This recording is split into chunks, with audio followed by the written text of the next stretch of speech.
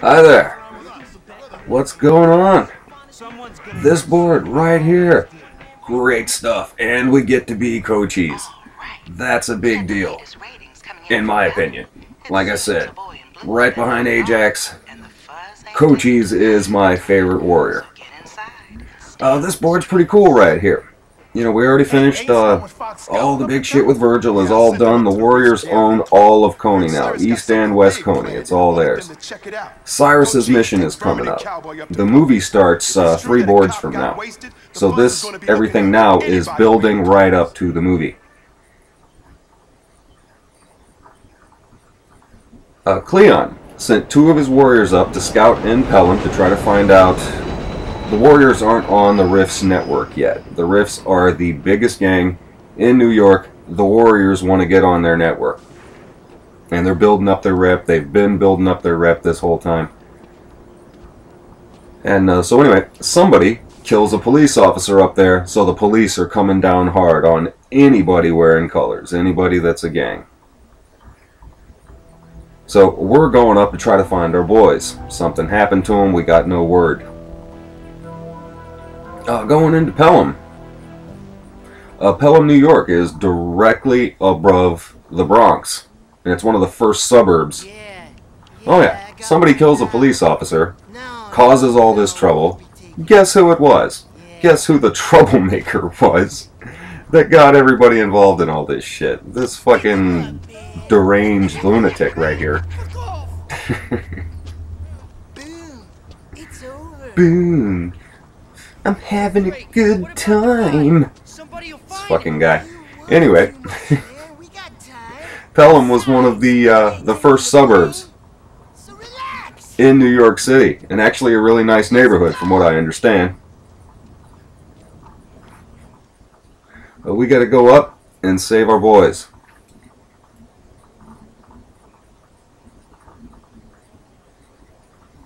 And we get to be Cochise. We get to be Cochise. This is great stuff.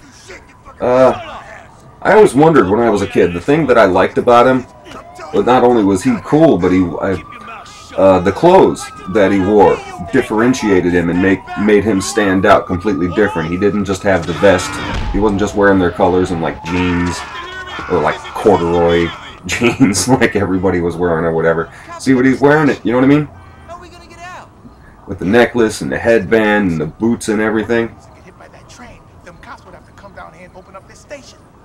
He was named after a Native American war hero. Cochise was a Native American war hero. And that's why this is Native American, you know, attire here. Alright, I leave my boys behind for this. They get in the way. First thing we gotta do, the gates are locked, we gotta get the police's attention. We're supposed to throw at least one of these 3 guys through this train. We're supposed to kill one guy so the police will come down and open the door. Hey, I got all 3 of them. Check that out. I got all 3 of them. Very cool. What the hell's going on down there? I think someone just got hit by the train. Let's go. The police are going to come down, open the gate. You can handle this. You can hide in the shadows. You know what I mean? You can run in the shadow, wait for the police to come down. I just like to run out of here. And that's probably going to happen most times. When you come up here, run to the right. Run to the right. Wait for get my boys to scatter. There's 3 tags in this board, so we need at least $15 to buy paint. And me being me, I like to always have 1 backup, just in case. But we need, in order to get out of this first part right here, we need $75 anyway, so we gotta collect money. There's a guy right here you can mug. There's a guy right there you can mug. We got enough off of the last guy, though. He gave us $18. That's plenty for what we need to do, but I'm going to get my money back here because we need another $75 to get out, and we're going to need flash. A lot of fighting in this board. We're going to need flash. And a really different, unique boss battle at the end. That guy stabbed me, and look at that, my health. See what I mean? Knives. What have I been telling you about knives in this game? Let's get some more money. We'll mug this guy. The Native American Cochise, the Chiricahua Apache chief, is what he was. One of the famous ones, like Geronimo, one of the most famous Apaches. Uh-oh, the police saw me. Yeah. Cops saw me. Gotta fight off cops. I don't have a whole lot of health to begin here. And the only flash dealer on this part of the game is clear on the other side of the board. Man, Cochise has got badass moves. Ah! Yeah. I should probably just get out of here. I don't have the health to fight these guys off. I need a flash. But the story of Cochise is, it's as tragic. You know, it reads like all of the other Indian stories. This guy, you know, the Europeans came in, they tried to invade his home, and in his case, it wasn't the Chiricahua Apache. It wasn't just the Europeans, it was also the Mexicans and the Spanish were all invading at the same time, and this guy was oh shit, come on, run. Yeah, let's get out of here. The flash dealer is clear. See where the red mark is on the map? This is where we need to have the $75, but it's also where the flash dealer is. But it's, like I said, his story was just tragic, and he fought his whole life, and they won. The Chiricahua Apaches won most of the battles, but just like all the others in the end, he ended up giving up his land, living on a reservation.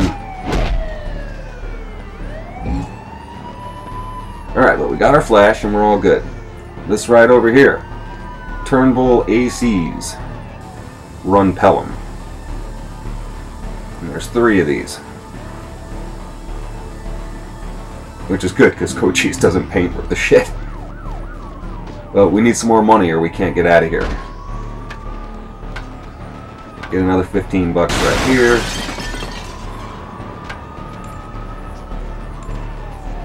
But, like I said, I still, for the life of me, cannot understand how I've never seen any of David Harris's work. The next tag is over here. You jump over this fence next to that car we just busted in. That still really pisses me off. This guy worked all the way through the 80s, all the way through the 90s, into the 2000s, and everything that he was in was stuff that I just mysteriously never came across, and I spent my entire life in front of a TV set. I just don't understand. I've seen James Remar, Ajax, popping up all over the place. Right next to the car and right next to the tag. This right here is the only store on this block that we can bust into for money. And we actually, once we go back where the red marker is on the map, we have to come back to the same store anyway. Most of what we need to do in this level is right in this same spot. But I have noticed, like I said, I never saw any of this guy's other work. But, like there was a Beastie Boys video. It came out in the early 90s. It was called Sabotage, and it was like a action show satire, if you've ever seen it. And it would say like, and Fred Kelly as Bunny, and it would say Nathan Wind as Cochise. You know what I mean? This guy's, I kept hearing this name popping up all over the place. The Lethal Weapon movies, all of them. Mel Gibson's character tells Danny Glover's character, he calls him Cochise at least one time in every movie. There was a movie in, I think it was 1975, I believe. Right, we got all our money. And we go in here. I think it was 1975, the movie Cooley High, which was the basis for a TV show that me and my wife both really liked called What's Happening. That I watched that show every day in the 80s when I was a kid. But there was a character in Cooley High named Cochise. He was played by Lawrence Hilton Jacobs, who was Washington on Welcome Back, Kotter. And he also played Joe Jackson in The Jackson Story. It was like a VH1 movie about Michael Jackson's whole family. Okay, so this guy gave us the information that we want. We have to go back to the store that we just busted into, because somehow miraculously there appear bolt cutters right in the back, which were not here. We were just here. And on the way back, we can run out into the street and go back down into the subway the way that we came in, or we can take a left right here. Here's a shortcut. And we can avoid all the police and other gangs that are going to be jumping on us. Last tag is on the way out. Once you run out that gate, you can't come back in, so you gotta hit this tag before you go out. High score for this level is 9,000, and we're right up on it. High score should not be hard to hit, and we haven't even done that much fighting or brawling at all. The high score is not difficult to hit in this at all. There's an Audio Slave song called Cochise. If you ever heard that, next to, they did a song called Show Me How to Live. Right next to that song, Cochise is probably my favorite song by them. Let's get a hat while we're here. Nope, not the cutters. Give me the hat. Come on, give me the hat. Yeah, screw it. Look at this guy. Where'd he go? Oh, look at this guy. This guy is drunk. Just like me. This guy's drunk. He's just randomly running around in circles. Very cool. Speaking of hobos, there's some up here. This guy will tell you, if you give him some money, you give all these guys money, then they'll come fight with you. You know what I mean? They'll come take a beating with him. There's $1. You give this guy $1. It's pointless. These guys are useless fighters. They move really slow. Like the very first board of this, where I showed you where you Rembrandt, they're using the hobos to show you how to do all your fight moves. These guys are useless. Over here's some turnbulls. We can jump down there and fight them. Or we can just get right out of here. There's no need to do that. Run through here, make a left, and go up there. And you're out of this part. And notice the hobos are nowhere near us.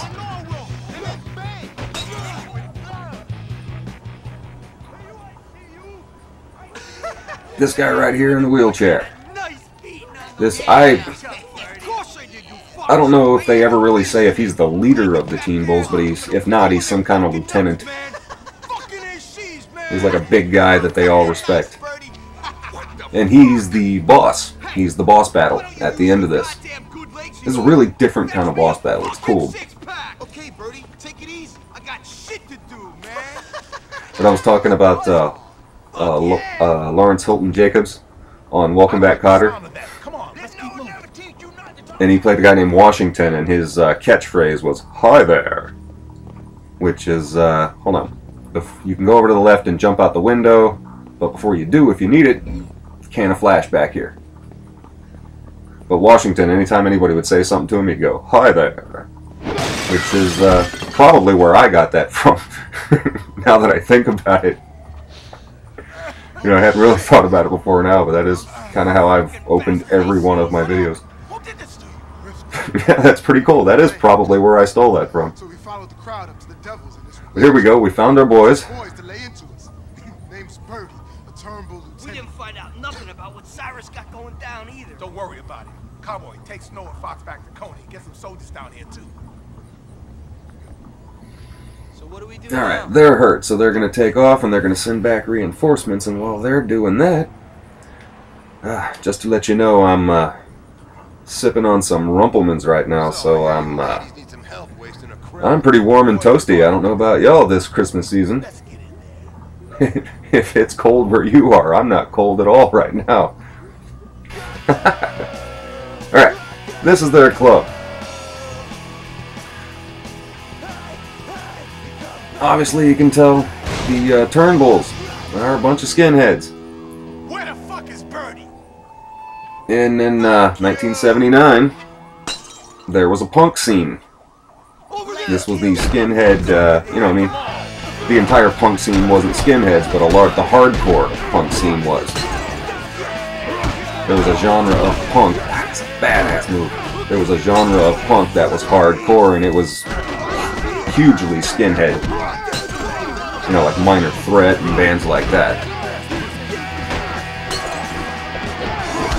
The band that's playing over in the corner here is called the Angry Cocks. No one rocks! The Angry Cocks! But these guys are a heavy set. This isn't the last time we're going to see them in this game. These guys are heavy. Fortunately, Cochise is badass. Don't get up, punk.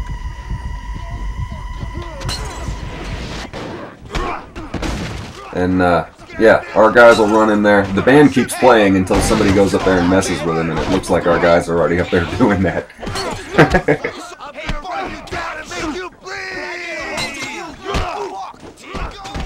Very sweet. Like I said, the thing that kind of I liked about Cochise is that he looks so much different than all the other guys. There's another can of flash over here behind this pool table. Is that he looks so different, and I didn't even realize when I was a kid that that's like Native American gear. The necklace that he's there, the jewelry, and the boots and everything. And this bartender, you know, a lot of these levels, the bartenders, when you go into these clubs, are all throwing shit at you while you're trying to fight. Which only sucks when you're trying to mug people. There's levels where you have to grab somebody and, like, interrogate them for information, and the bartender's, like, throwing bottles and shit at you while you're doing it. So I just clocked my own boy in the back of the head. Run, sucker! Here he comes, bitch! Catch! Pretty much all we have to throw at him are, Now where's Birdie? are billiard balls. Where's the cripple? Unless you want us to burn this place to the ground. With the crippled man. He hangs out with his brother at the refinery. Just Yeah, Vermin is all fucked up. Wow.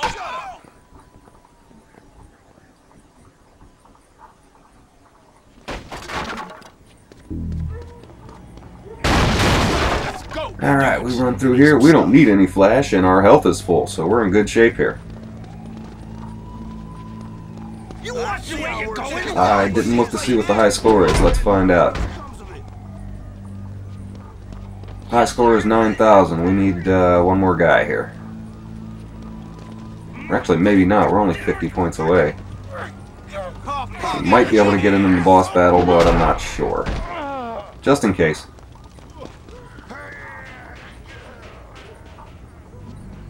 But the guy in the wheelchair, his name was Birdie, and he's what we got right now.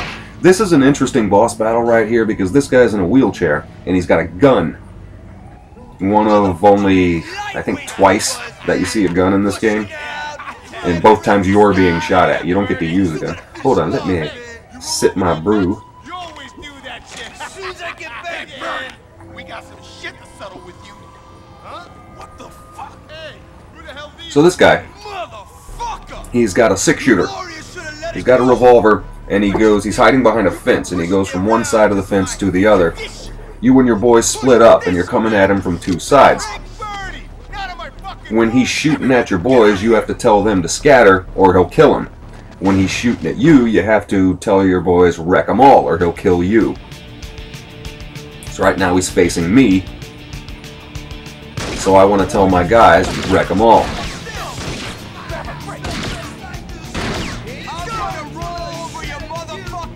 And the gun he's got carries 6 shots, so you wait. Okay, they got him, so now we need to tell them to scatter, and we pick up cans. And hit him. He moves around to the other side, and now he's shooting at us. There's more cans down here. There's another thing of bottles back there. You got enough laying around, you really don't really have to do too much running around to get it.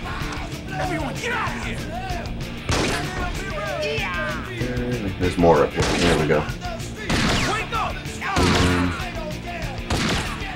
Here. This can be kind of irritating when you first play this game. Trying to sync it up just right and get used to the controls. But this should be the last time right here.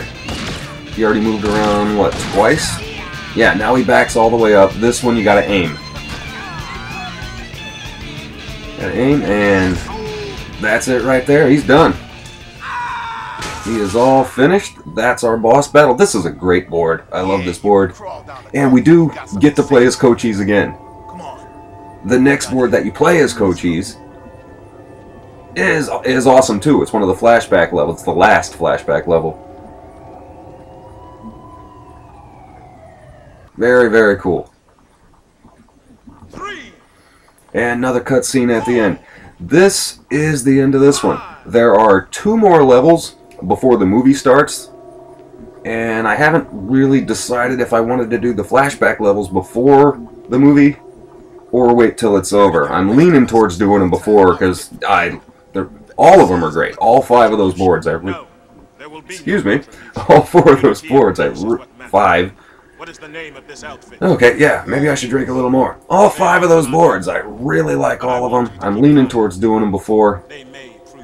The board after this is really cool too. And thank y'all for watching. Thank y'all for watching. I'll see you then.